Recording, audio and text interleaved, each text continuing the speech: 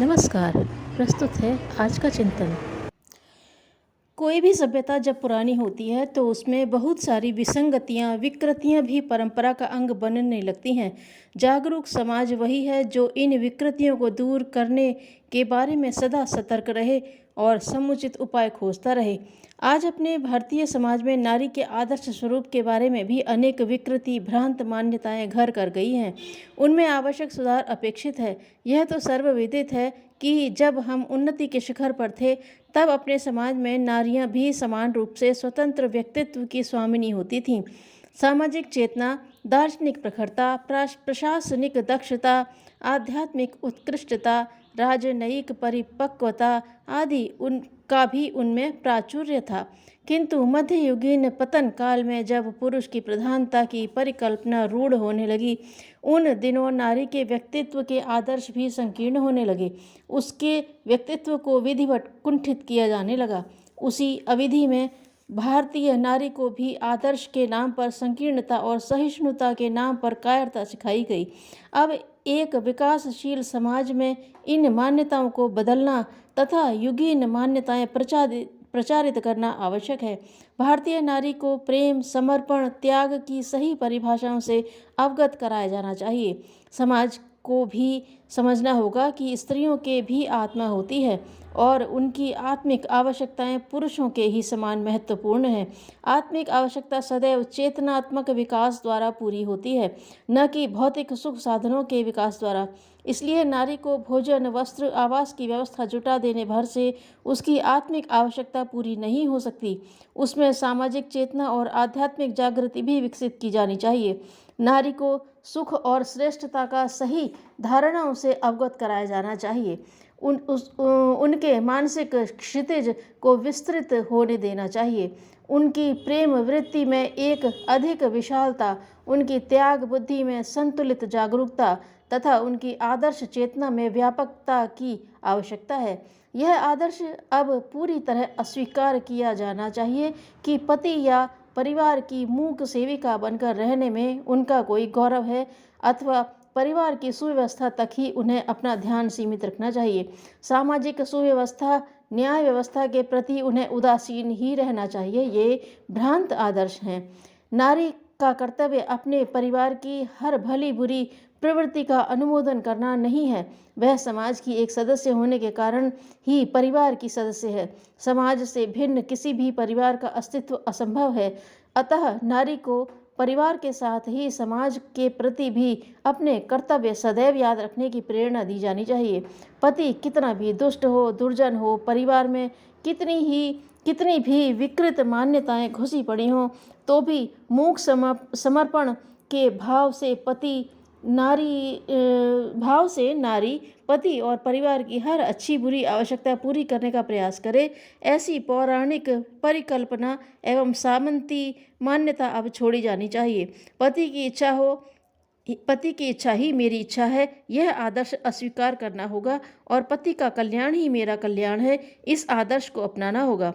पति यदि अकल्याण, अनौचित्य, अधःपतन के मार्ग पर प्रवृत्त है तो उसके समर्थन में नहीं, वर्जन में ही नारी की गरिमा है। इसी प्रकार पति और बाल बच्चे कहीं आसमान से टपक कर उसे नहीं मिले हैं, वे इसी समाज और संसार के अंग हैं। समाज के बाहर उनकी स्थिति नहीं है, यह जागरूक नारी को समझना होगा। मैं सुखी हूँ, मेरा पति पर्याप्त रुपए कमाता है, बाल बच्चों के पास खिलौनों, कपड़ों, किताबों की कमी नहीं, घर में आधुनिक सुख सुविधा साधनों का अभाव नहीं। बस इतने में ही नारी को प्रसन्न, कृतार्थ नहीं अनुभव करना चाहिए। उसे यह भी जानना चाहिए कि ये रुपए अनीति की कमाई से तो नहीं। पति हमें जो सुख सुविधाएं जुटा रहा है वे समाज के औसत स्तर से इतनी अधिक तो नहीं कि समाज के अन्य सदस्यों में ईर्ष्या और घृणा का कारण बने। घूसखोरी, बेईमानी की कमाई तो घर में नहीं आ रही है। विदेशी माल के तस्कर व्यापार में तो हम सहयोगी नहीं हैं। चोरी छिपे विदेश से लाई गई चीज़ें तो नहीं खरीदते। भारतीय स्त्रियां स्वभाव से ही धार्मिक होती हैं। उन्हें धार्मिकता को विस्तृत अर्थ में समझने के अवसर दिए जाने चाहिए। उन्हें यह समझने देना चाहिए कि यदि उनकी गृहस्थी पाप के ऊपर चल रही है तो उनका पूजा पाठ, त्याग, बलिदान सब व्यर्थ है। है। यदि उनका साहूकार पति हजारों गरीबों को रुला रुला कर उन्हें सोने मोती से सजाता है, यदि उनका वकील पति समाज में झगड़ों को और अधिक बढ़ाकर कमाई करता है, यदि डॉक्टर पति गरीब भाई बहनों से अनुचित रीति से रुपए वसूलता करता है, तो फिर उनकी हंसती मुस्कुराती गृहस्थी भी पाप की भट्टी के ऊपर खड़ी है, नरक के द्वार की ओर बढ़ रही है। उनका दान धर्म छल एवं पाखंड मात्र है। इसी प्रकार नारियों को भी यह समझना होगा कि दान धर्म पुण्य कर्म के नाम पर वे जो कुछ देती करती हैं, उससे समाज में आलस्य, दंभ, पाप और व्यभिचार तो नहीं बढ़ रहा है। आलसी कामचोर लोगों का, मुफ्तखोरों और धोखेबाजों का समूह तो उनके दान पुण्य के धन से नहीं पलता। यह सब जानना ही चाहिए।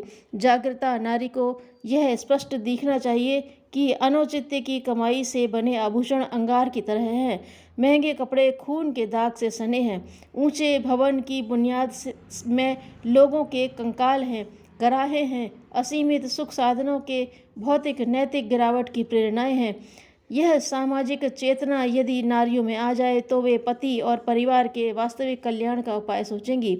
इसी कल्याण भावना से तो वे न जाने कितने नियम निभाती हैं, व्रत उपवास करती हैं, स्नान ध्यान दान पुण्य करती हैं। आवश्यकता कल्याण के सच्चे स्वरूप को समझने की है। नारी को संकीर्ण बनाकर पूरे समाज ने पाया कुछ नहीं, खोया ही खोया है। भारतीय नारी तो स्वभावतः ध्येयनिष्ठ है। उसे जीवन के जो ध्येय समझा दिए गए उन्हीं में वह रंगती चली गई। जिन ध्येयों का उन्हें शिक्षण दिया गया उनका निर्वाह उन्होंने पूरी तत्परता से किया। अब उनके ध्येय संकीर्ण नहीं, विशाल होने चाहिए। उनकी संवेदना का दायरा परिवार तक सिमट कर नहीं रहना चाहिए। पूरा समाज के संदर्भ में ही अपने परिवार को देखना उन्हें आना चाहिए। सामाजिक चेतना से संपन्न नारी ही स्वयं का, परिवार का तथा समाज का कल्याण करेगी। वही अनुकरणीय आदर्श है। विधाता ने जय विजय को धरती पर यह तलाश करने के लिए भेजा कि उस वर्ष किसे सम्मानपूर्वक स्वर्ग में प्रवेश दिया जाए। दोनों दूत सर्वत्र घूमते फिरे और सज्जनों भक्तजनों का लेखा जोखा नोट करते रहे। इस बीच उन्होंने एक अंधा वृद्धजन देखा जो रास्ते के किनारे दीपक जलाए बैठा था। देवदूतों ने पूछा, वृद्ध घर से दूर आंख न होते हुए भी दीपक जलाना और रात भर जागना कुछ समझ में नहीं आता। वृद्ध ने कहा, जो किया जाए वह अपने लिए हो, यह क्या जरूरी है? संसार के सभी लोग भी तो अपने ही हैं।